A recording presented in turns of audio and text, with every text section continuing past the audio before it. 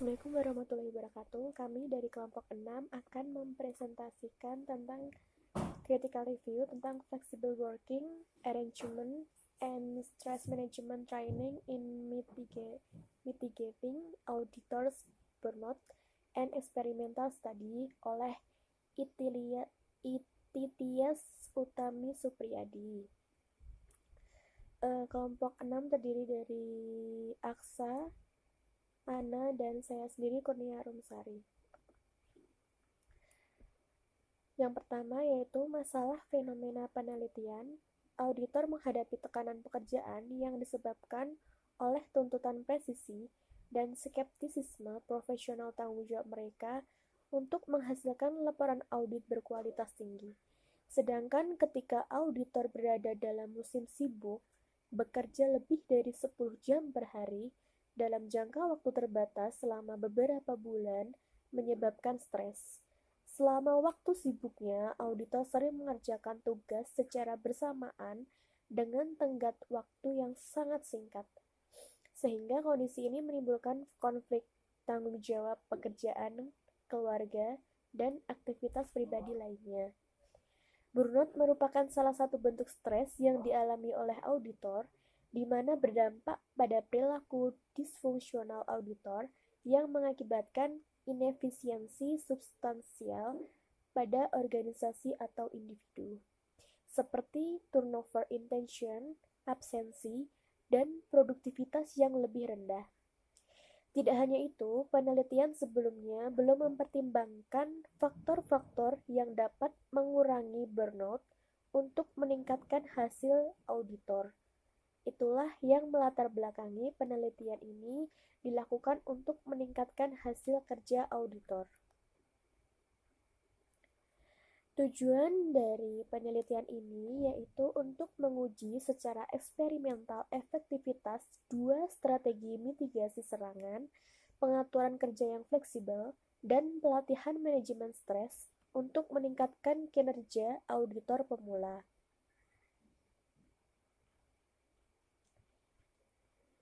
Teori yang digunakan yaitu Globsy tahun 1992 menggunakan teori stres peran untuk mengidentifikasi cara-cara untuk mengurangi kondisi burnout dalam organisasi pemasaran. Mitigasi serangan melalui strategi coping dapat dilakukan dengan dukungan intrinsik atau mengendalikan karakter atau kondisi individu dan dukungan ekstrinsik atau menciptakan lingkungan organisasi dan sosial. Yang selanjutnya,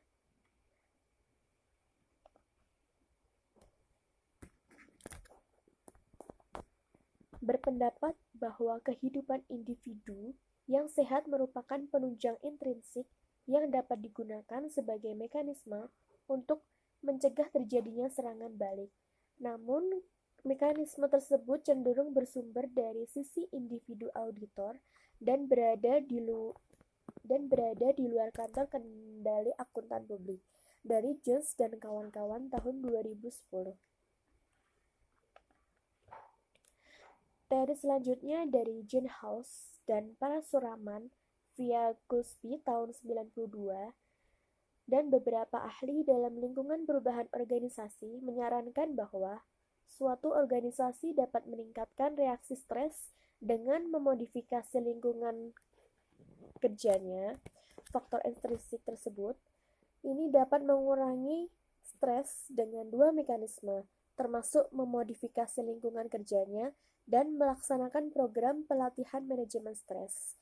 Memodifikasi lingkungan kerja dilakukan dengan menciptakan fleksibilitas dan di lingkungan kerja dengan memungkinkan individu menyesuaikan keterampilan dan persyaratan organisasi.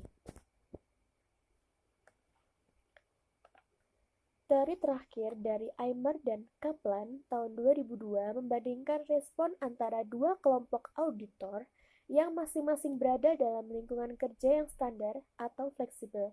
Mereka yang berada di lingkungan kerja yang fleksibel mengalami pengalaman kerja yang lebih rendah, kepuasan kerja yang lebih tinggi, dan niat berpindah yang lebih rendah daripada mereka yang berada di lingkungan kerja standar. Selanjutnya akan dijelaskan oleh teman saya. Baik, selanjutnya pengembangan hipotesis, di mana dalam penelitian ini, peneliti mengelompokkan hipotesis ke dalam 3 kategori. Kategori yang pertama yaitu hipotesis berkaitan dengan dampak pengaturan kerja yang fleksibel sebagai dukungan ekstrinsik terhadap kepuasan kerja, niat bising, dan hasil auditor.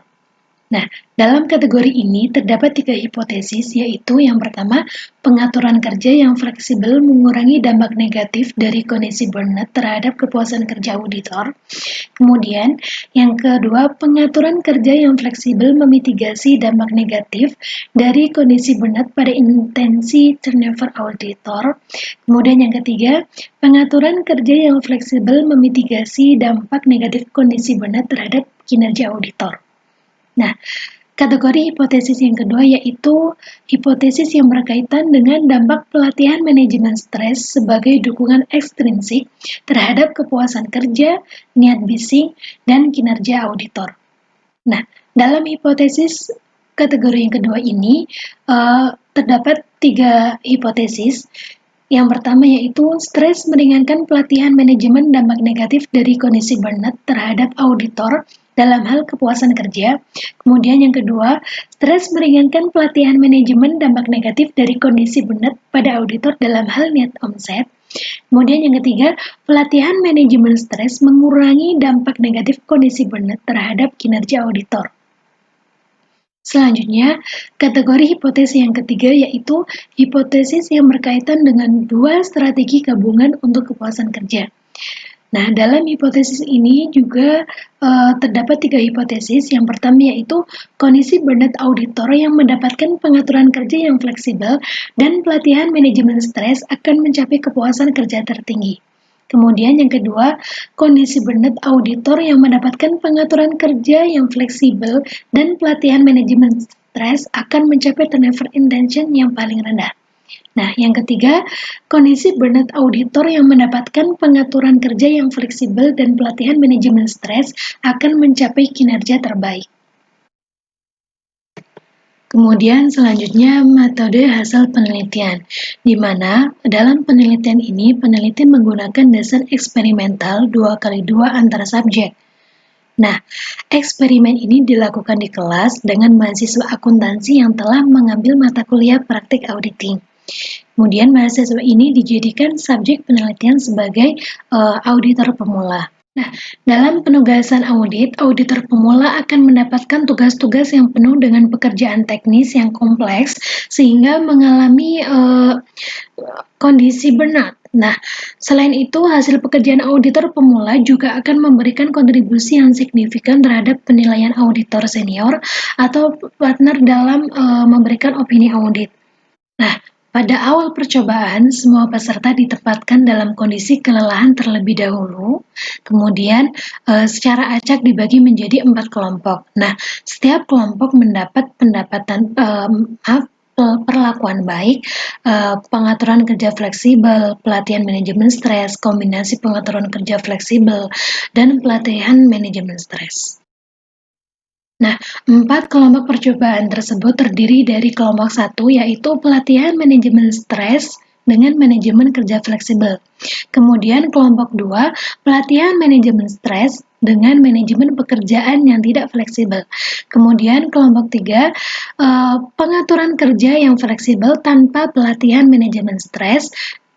Dan kelompok yang keempat adalah pengaturan kerja tidak fleksibel dengan tanpa adanya pelatihan manajemen stres. Selanjutnya, sampel dalam penelitian ini yaitu 48 mahasiswa akuntansi yang telah mengambil mata kuliah praktik auditing dan dijadikan subjek penelitian sebagai auditor pemula. Selanjutnya, pada uji statistik, penelitian di sini adalah hasil dari ANOVA, yaitu satu arah dari karakteristik, demografi, jenis kelamin, usia, semester, dan IPK. Selanjutnya, variabel dalam penelitian ini ada variabel dependent, yaitu job satisfaction, turnover, intention, dan job outcomes. Nah, variabel moderasinya adalah flexible work arrangement dan stress management training. Kemudian variabel independennya adalah burnout, di mana burnout di sini mempengaruhi ketiga variabel dependen yaitu job satisfaction, turnover intention, dan job outcomes. Nah, adanya variabel moderasinya di sini adalah untuk memperkuat variabel dependen dengan independen, yaitu job satisfaction, turnover intention, job outcomes dengan burnout. Kemudian selanjutnya hasil penelitian. Pada hasil penelitian hipotesis kategori pertama ini dapat terdukung, yaitu pada 3 hipotesis yang pertama menunjukkan bahwa efektivitas strategi mitigasi burnout terhadap hasil pekerjaan yang dideteksi dengan membandingkan respon antara pengaturan kerja yang fleksibel dan kelompok pengaturan kerja yang tidak fleksibel. Nah, hasil dari penelitian hipotesis ini menunjukkan nilai rata-rata kepuasan kerja dan hasil kerja pada kelompok pengaturan kerja fleksibel sebesar 41,33 dan 8,08. Nah, ini lebih tinggi dari rata-rata nilai kepuasan kerja dan hasil kerja pada kelompok pengaturan kerja tidak fleksibel, yaitu sebesar 30,96 dan 7,00, masing-masing dengan tingkat signifikansi 1%, p-value 0,0,05, dan 5%, nilai P 0,042. Kemudian nilai rata-rata respon intensi turnover dalam pengaturan kerja fleksibel sebesar 11,17. Secara signifikan, ini lebih rendah dari nilai rata-rata nilai turnover dalam pengaturan kerja non-fleksibel, yaitu sebesar 13,79 pada tingkat signifikansi 5%, p-value 0,04. Kemudian selanjutnya hasil penelitian hipotesis kategori kedua ini menunjukkan bahwa nilai rata-rata kepuasan kerja dan hasil kerja pada kelompok pelatihan manajemen stres sebesar 40,75 dan 8,08. Nah, ini lebih tinggi dari nilai rata-rata kepuasan kerja dan hasil kerja pada kelompok pelatihan manajemen non-stres, yaitu sebesar 31,54 dan 7,00. Nah, masing-masing dengan taraf signifikan 5%, p-value 0,014 dan 0,042. Selain itu, rata-rata nilai respon intensi turnover pada kelompok pelatihan manajemen stres sebesar 10,17 secara signifikan lebih rendah daripada rata-rata nilai respon intensi turnover pada kelompok pelatihan manajemen non-stres, yaitu sebesar 14,79 pada tingkat signifikansi 1%, p-value 0,00. Selanjutnya adalah hasil penelitian hipotesis ketiga yang digunakan dapat terdukung, di mana pada hipotesis yang ketiga, pada memeriksa keefektifan strategi mitigasi serangan, pengaturan kerja fleksibel dan pelatihan manajemen stres untuk meningkatkan hasil auditor menunjukkan bahwa pada eksperimen mendapatkan kepuasan kerja dan kinerja tertinggi. Nah, rata intensi turnover di grup 1 sebesar 8,83, kemudian grup 2 sebesar 11,5, kemudian grup 3 sebesar 13,5, dan grup 4 sebesar 16,08. Nah, burnout dapat dikurangi secara efektif dengan menggunakan dua strategi mitigasi serangan.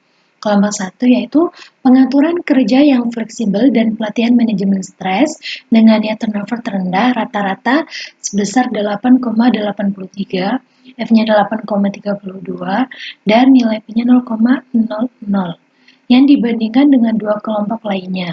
Nah, serangan dapat dikurangi secara efektif dengan menggunakan dua strategi mitigasi serangan dengan kepuasan kerja tertinggi, yaitu rata-rata sebesar 44,25, kemudian F-nya 6,23, dan p-value-nya 0,001. Selanjutnya akan dijelaskan oleh Saudara Baihaqi Aksa. Baiklah, selanjutnya itu kesimpulan. Dari penelitian yang sudah dilakukan dan beberapa penelitian sebelumnya, maka dapat disimpulkan bahwa penetapan kerja secara fleksibel dapat meningkatkan kepuasan kerja dan kinerja auditor pemula, serta mengurangi niat mangkir seorang auditor. Nah, juga studi ini mendukung bahwa lingkungan kerja yang fleksibel dan pelatihan manajemen stres secara terpisah dapat mengurangi dampak burnout pada hasil auditor dan sekaligus dapat menghasilkan hasil auditor secara maksimal. Nah, sedangkan untuk kontribusi penelitian itu sendiri, penelitian ini dilakukan untuk mengisi gap hasil penelitian sebelumnya yang dilakukan oleh Fogarty dan kawan-kawan. Nah, hasil yang berhasil membuktikan bahwa burnout berdampak pada hasil pekerjaan auditor. Nah, selain itu penelitian ini juga bermanfaat untuk kantor akuntan publik (KAP) dapat meningkatkan kinerja auditornya dengan menggunakan program intervensi sebagai kebijakan pendukung ekstrinsik untuk mengurangi kondisi burnout yang melingkupi auditor. Selanjutnya ada keterbatasan penelitian. Nah, dalam penelitian ini disebutkan ada dua keterbatasan dalam penelitiannya. Yang pertama itu tidak semua bahan kasus eksperimental mencakup lembar kerja audit. Nah, yang kedua itu ada partisipan eksperimen bekerja secara individual sehingga mengabaikan tugas audit yang biasa dilakukan secara tim. Oke, selanjutnya ada future research. Nah, penelitian lebih lanjut diharapkan dapat menyempurnakan materi eksperimen dengan memberikan penugasan yang lebih konsisten dan praktik, antara lain penyajian sampel bukti audit, penggunaan prosedur audit, serta membuat jurnal penyesuaian penugasan audit yang lebih nyata.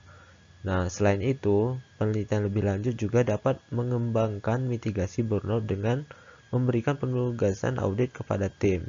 Tetapi pengukuran respons burnout dapat dilakukan secara individu.